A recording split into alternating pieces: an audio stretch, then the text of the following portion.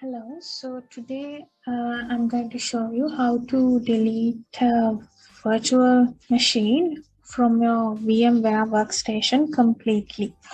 All right, so let's look into it. So you need to follow a few basic steps in order to do it. So I have already opened my VMware workstation.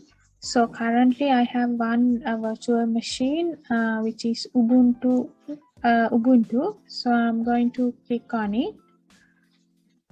So your virtual machine details will be displayed here. Then what you need to do is go here, then right click on your virtual machine.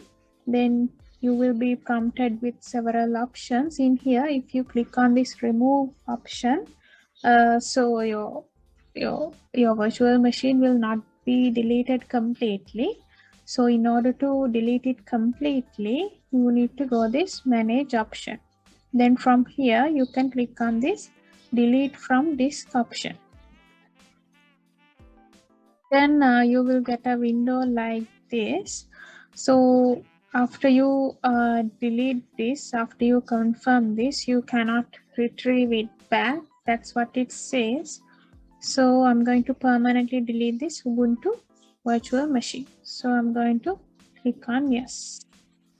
Now it's gone. It is completely deleted from my machine.